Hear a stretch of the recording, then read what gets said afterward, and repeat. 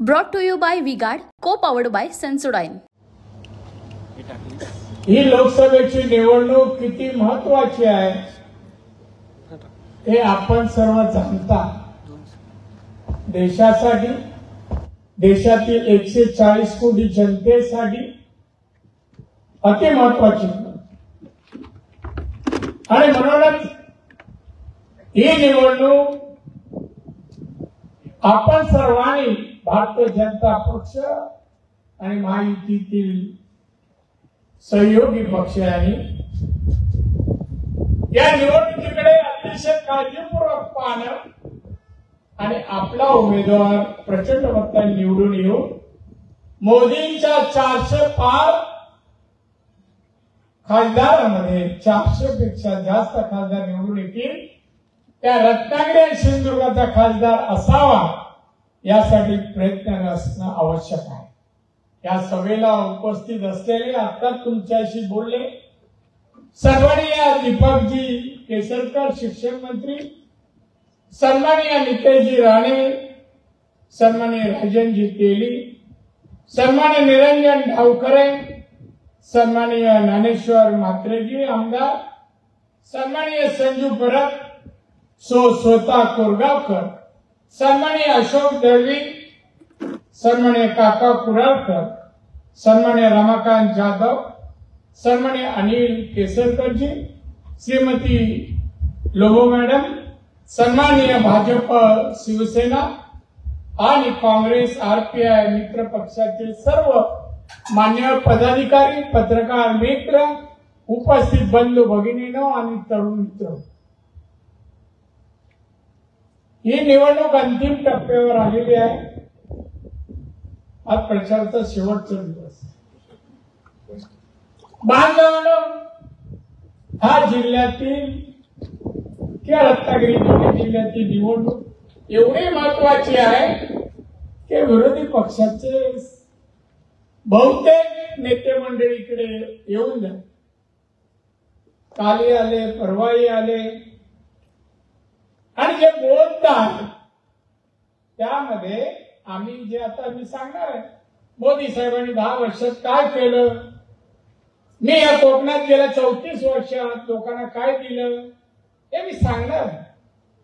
पण या लोकांनी 2.5 वर्ष महाराष्ट्रात सत्ता होती, त्या 2.5 वर्षात महाराष्ट्राच्या जनतेला शेतकरी असो, कामगार असो, विद्यार्थी असो, कोणत्या क्षेत्रात पायाभूत सुविधा असो, उद्योगधंदे असो, काय दिलं महाराष्ट्राला जनतेला? 2 हाताला काम दिलं, तरुण तरुणींच्या हाताला नाही। चला कोकण, सिंधुदुर्ग, रत्नागिरी जिल्ह्यात शिवसेनेचा उमेदवार उद्धव ठाकरेंचा लढतोय। जेवढे लोक आले या पक्षाचे 10 वर्षात त्यांनी नळ पाणी योजना गावाला दिली, हे धरण पूर्ण केलं, हा रस्ता दिला, हा ब्रिज दिलं, एखादी बालवाडी काढली, एखादी शाळा काढली, एखादं कॉलेज काढलं, सांगितलं आणि केलं नाही। काही न करता फक्त शिव्या द्यायला, अपशब्द बोलायला इकडे आले। पोलिसांनी किती दखल घेतली मला माहित नाही, मी दखल घेतलेली आहे।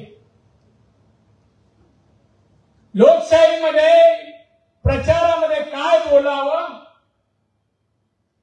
या काही संकेत आहे, संकेत मला दोघांची भाषा माझ्या जवळ आहे, दोघांची। त्या भाषणामध्ये आडवा आला तर गाडून टाकी, ऑफिस नाहीये, ऑफिस नाहीये, पुन्हा नाही।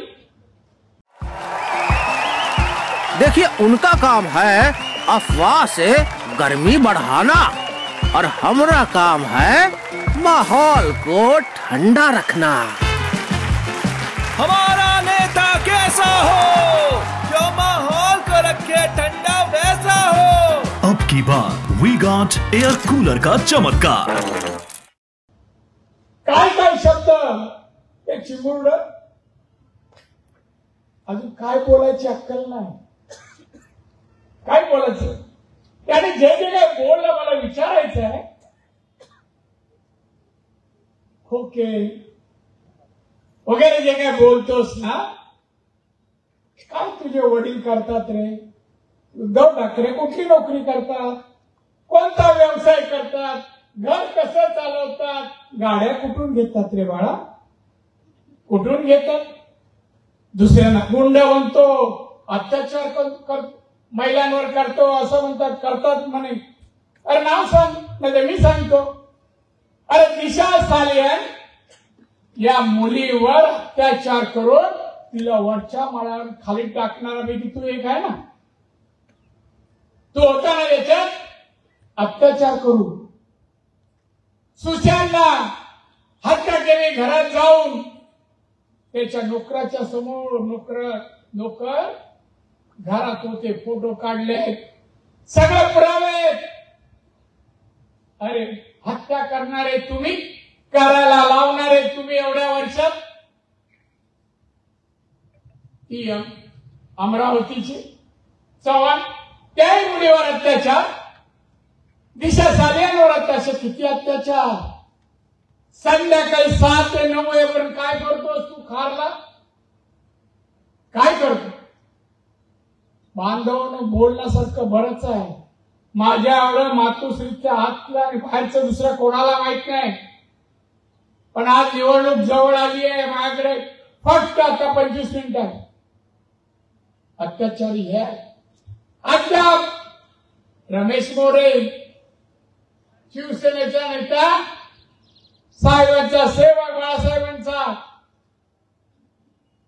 जाधव यांची हत्या का झाली, कोणी केली अद्याप आलं नाही. आता येईल आमची सत्ता आहे. हत्या करायला लावणं आणि करणं एकमेव धंदा. अरे पेट्या त्या कुठे जातात माहितीये मातोश्री? काम धंदा नाही, मर्चिडीज येते कशी हो? सामन्यातून किती पैसे मिळतात? आणि दुसऱ्याला ठोके, दुसऱ्यांची घरं, दुसऱ्यांनी काय केलं ते दिसतं. एक घराचं मातोश्री तू कसं राहिलं हे चालतं. अरे लोकांना काय दिलं सांगा तुम्ही? आम्ही शिवसैनिक होतो, मी 39 वर्ष होतो, नगरसेवक, बीएसटी चेअरमन, आमदार आणि मुख्यमंत्री पर्यंत आम्ही लोकांना शिवसेना लोक कशी करते त्यावेळेस दाखवलं. साहेबांच्या काळात तू कुठे होता रे शंभटा?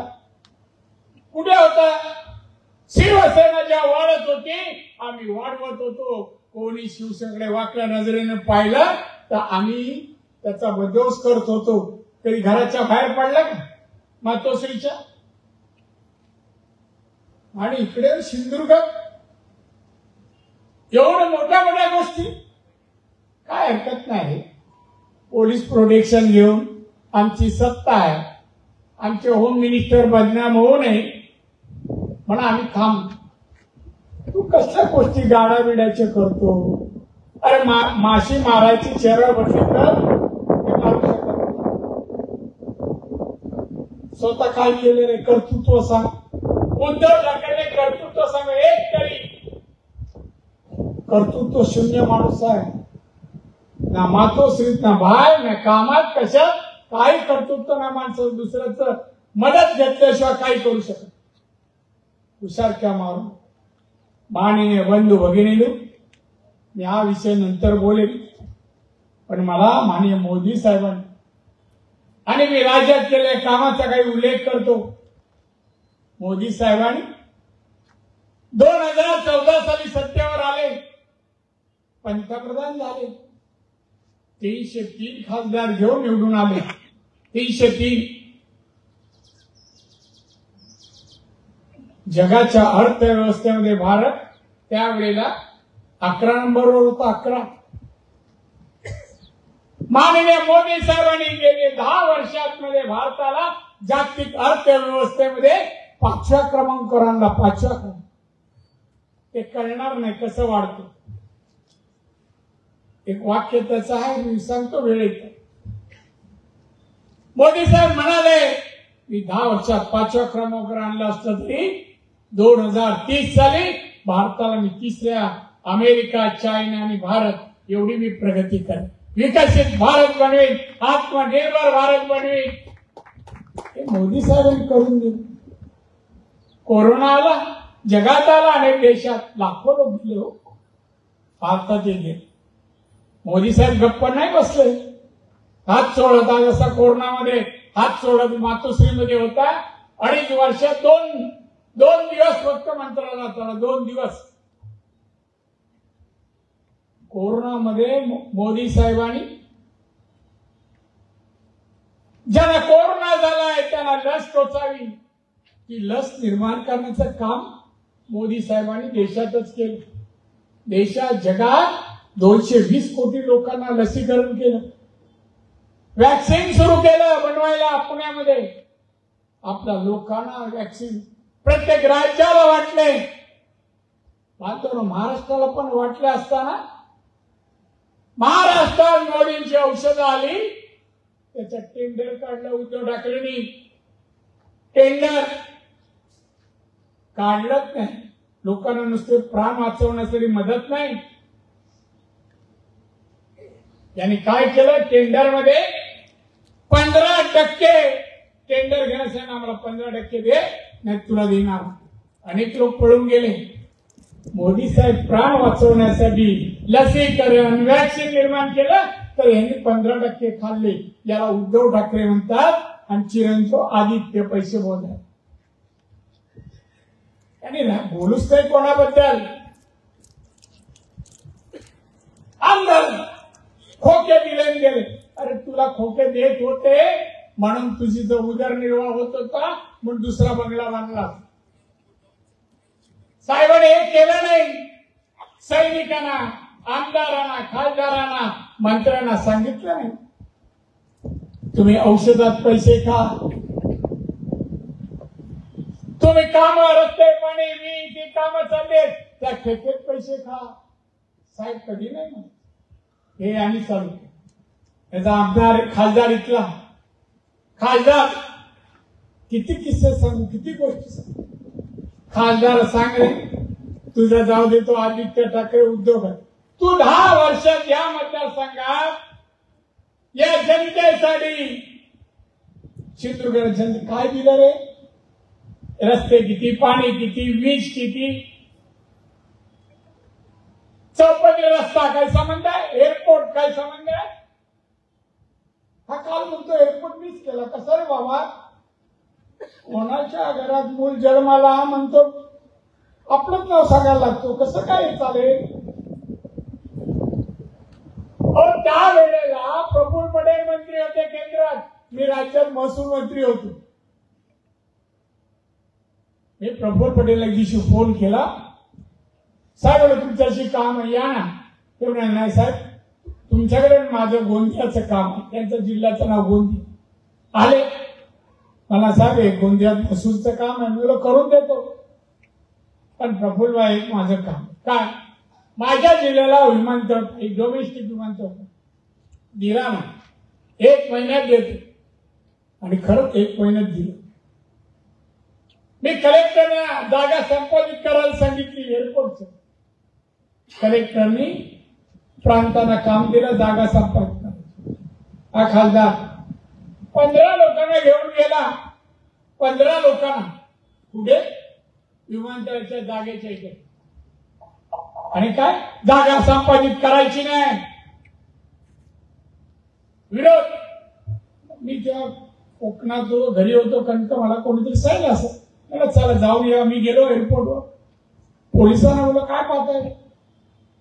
कायदेशीर जागा संपादित करायची आहे, हा बेकायदेशीर आंदोलन करतोय, गाडीत गाला घेऊन जा. हा विरोध. बांधवावर मी विमानतळ पूर्ण केला. आणि नेमका आयत्या वेळेवर नागोबा उद्घाटनाच्या वेळेला हा मुख्यमंत्री झाला, उद्धव ठाकरे.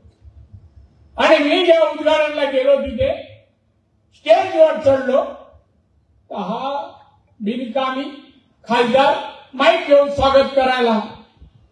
नारायण राणे महसूल मंत्री आहेत, त्यांचं स्वागत. अरे बोला, इकडे उद्धव बसला होता, हा इकडे माईक घेऊन, मी मध्ये होतो. उद्धवजी, हा माणूस खासदार तुमचा ना, हा प्रत्येक विकास कामात पैसे खातो. या एअरपोर्टला विरोध यांनीच केला तोंडावर मुख्यमंत्र्यांच्या सांग. हा बोललो 10%, 15%.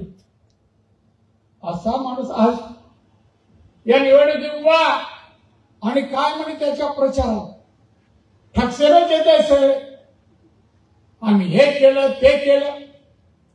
बांधून या कोकणात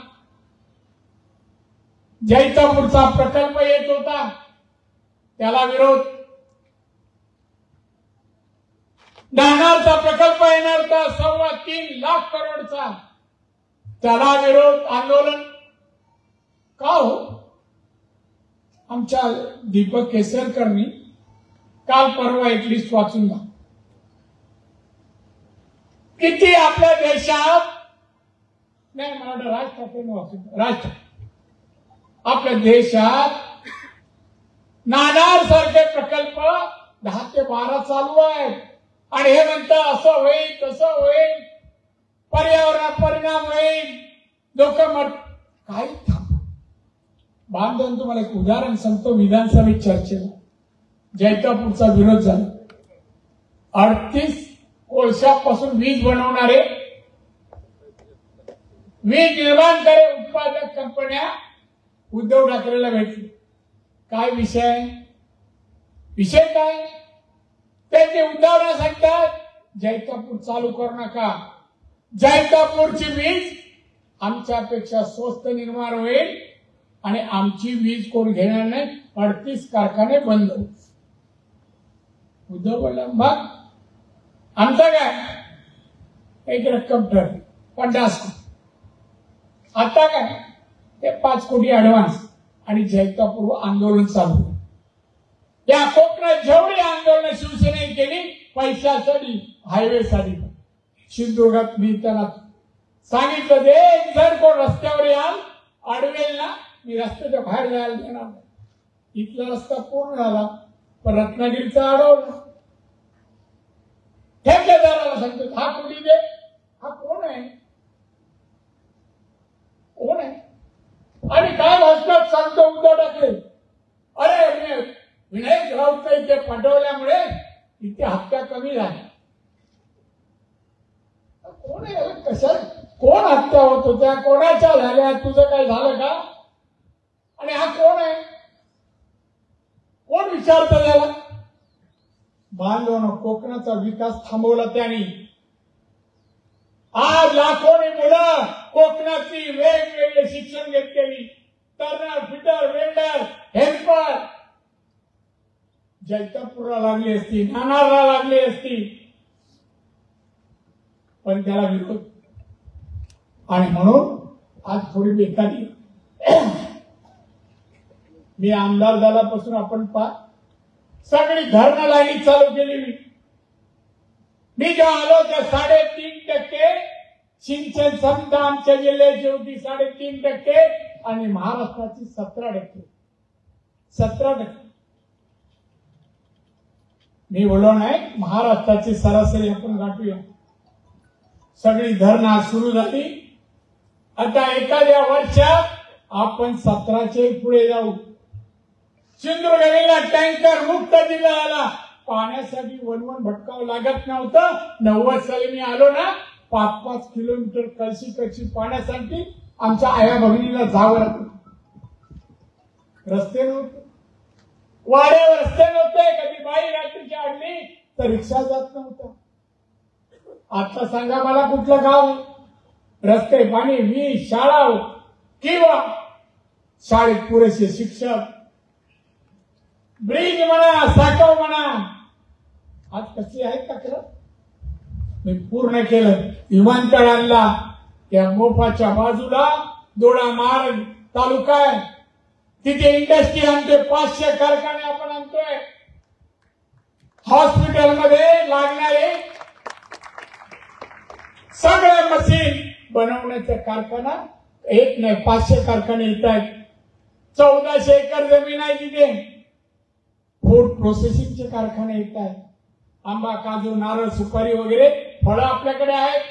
पाऊस पडला काय खराब होणार. आंबा फक्त एक्सपोर्ट होतो.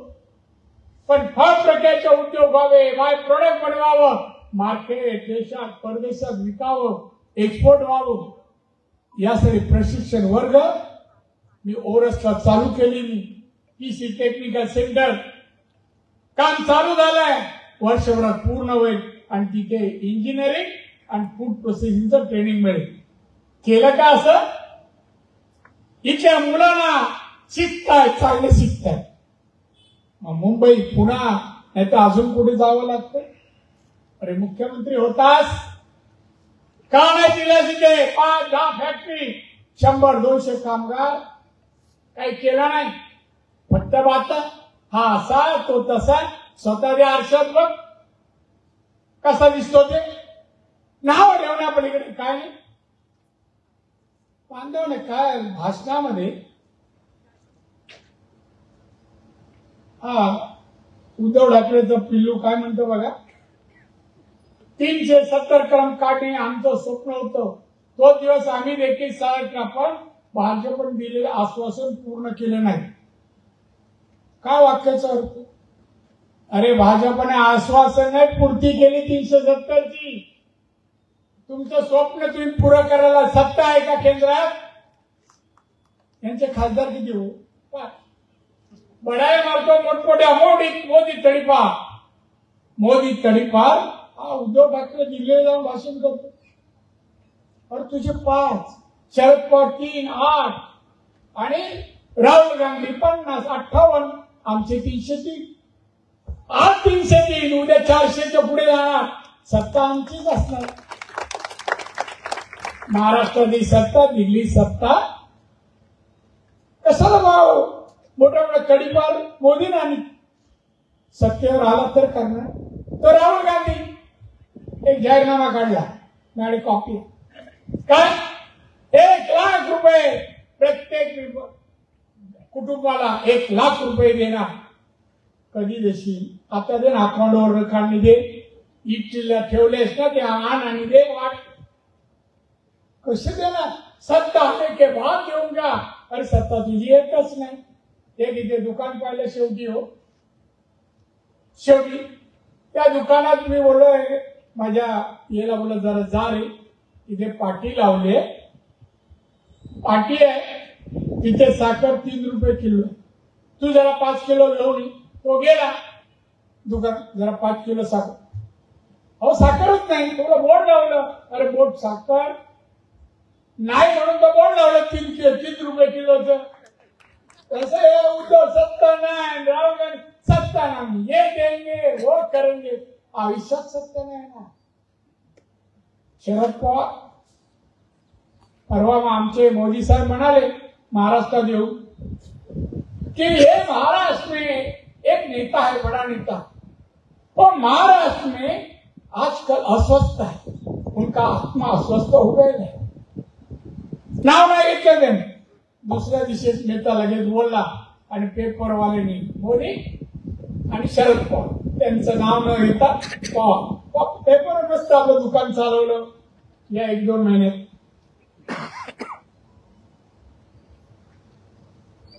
काय म्हणतात पवार साहेब?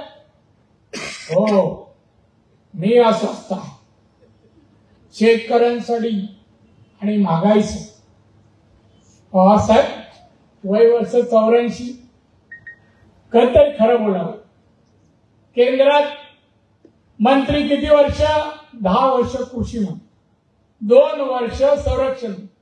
महाराष्ट्रात 4 वेळा मुख्यमंत्री, 4 वेळा मुख्यमंत्री, 12 वर्ष दिल्लीत मंत्री. मग शेतकऱ्यांचे कृषी मंत्री असो, शेतकऱ्यांचे प्रश्न सोडवले नाही तुम्ही? की तुम्ही आज अस्वस्थ झाला मोदी सरकारमध्ये, लोक प्रश्न सोडवत नाही म्हणून, महागाई वाढली म्हणून आज अस्वस्थ झाला. मग 4 वेळा मुख्यमंत्री असताना, केंद्रात मंत्री असताना महागाई कमी करायची माहित नाही? आम्ही काय एका दिवसात महागाई वाढवली का? पेट्रोल डिझेल कसं वाढतं? एक भाव पेटे आले त्यांना काय माहित कळत? ते आपल्या देशावर तर पेट्रोल डिझेल बाहेरून येतं, त्याचे दर कसे वाटतं याला गंध नाही. म्हणे पेट्रोल डिझेल वाढलंय. पवार म्हणता महागाई वाढली म्हणून माझा आत्मा अस्वस्थ आहे. तो अस्वस्थपणा जाणारच नाही. सत्ता कधी येणार नाही, सत्ता येईपर्यंत त्यांचा आत्मशांत होणारच नाही. आता 3 जागा आता आहेत खासदार, आणि आता काय एका मुलीसाठी निवडणूक लढवत आहे. हे काय, हे फक्त लोकांना उल्लू बनवतात बांधव.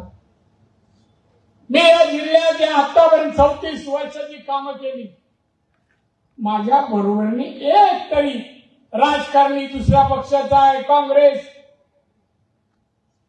शरद पवार का राष्ट्रवादी, शिवसेना, एक बालवाडी काढली,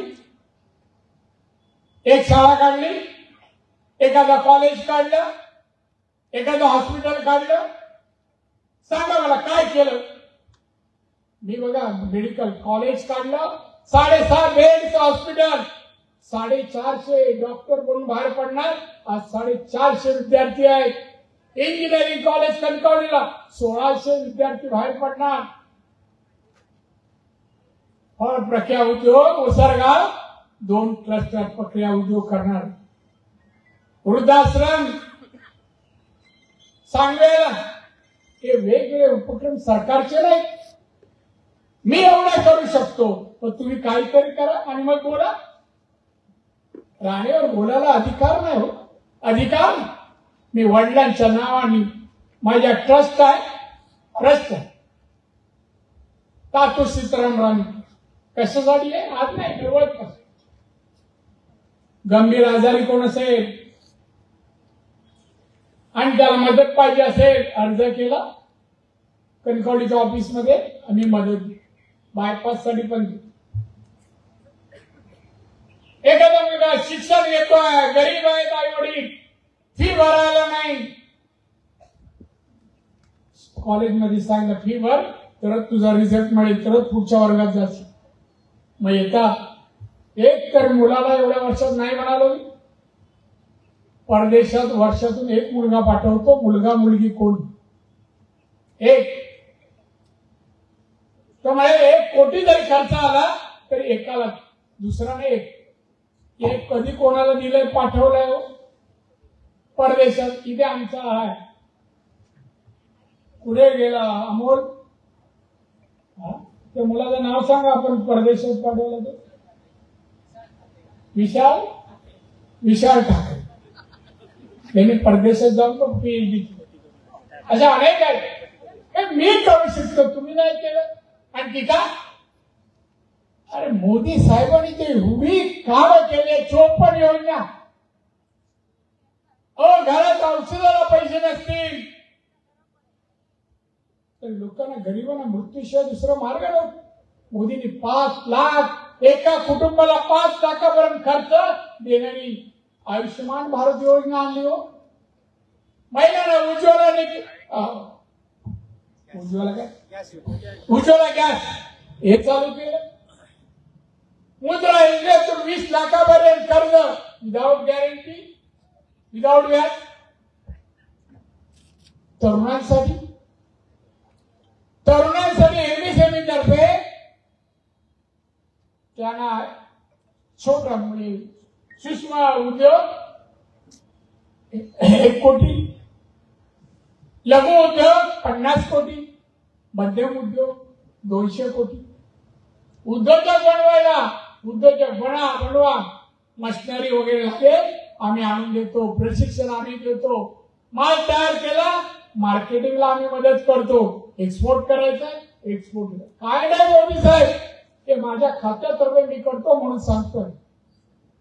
मोदींना वाटतं माझा देश, माझ्या देशाची तरुण तरुणी ही उद्योजक व्हावी, जगाच्या पाठीवर स्पर्धक व्हावी, त्यांचं उत्पन्न वाढलं पाहिजे. अमेरिकेचं दरडोई उत्पन्न 54 लाख असेल, चायनाचं 36 असेल, तर आपण पण ते गाठावं, हे मोदींचे प्रयत्न आहेत. आणि काय काय टीका करतो. मी बोलेन प्रेस कॉन्फरन्स घेऊन, एवढा वेळ नाही. राष्ट्रवादीचं घड्याळ अजित पवारच्या हातात बांधलाय, थांबत नाही, पुढे पळत. आता 5 मिनिटं बोलत नाही, 2 पाणी भाषण. आणि पत्रकार पण फारच म्हणजे लाड करतात. तो चूक असली तरी चूक नाही. आमच्या कोणाचा एखादा शब्द इकडे तिकडे झाला ना तरी पत्रकार मला एक सांगावं, आदित्य ठाकरे म्हणतात कुठेतरी, अहो केवढी महागाई आणि जीडीपी तिप्पट वाढला. जीडीपी तिप्पट वाढला चांगलं का वाईट? देशाचं उत्पन्न वाढलं तर जीडीपी वाढतो. हा म्हणतो बघा जीडीपी वाढली, त्याला एवढं पण माहित नाही. तरी पेपरवर तसं दिला, पण ते बोलले जीडीपी वाढती, दिलं. या भाषणात ना 100 चुका आहेत, 100. माझ्याबरोबर बसा, आम्ही सांगतो. एक वाक्य सरळ नाही, एक वाक्य सांगा मग. जय श्रीराम नारा दिला जात आहे. राम आमचाही आहे, आम्ही रामाचं हाताला काम देखील मानतोय, मागतो नाही. मग तू का नाही दिलंस? मानतो का मागतोय? ते वाक्य पुरं करा. का ट्रॅफिक मिस्टेक आहे माहित नाही. पण कोकणचा हायवे हे पूर्ण करू शकले नाही. त्यामुळे भाजपच्या ठेकेदारांना पळून लावायची हीच ती वेळ आहे. त्यासाठी देशातून भाजपला पळून लावलं पाहिजे. Brought to you bye V-Guard, को पॉवर्ड बाय सेन्सोडाइन.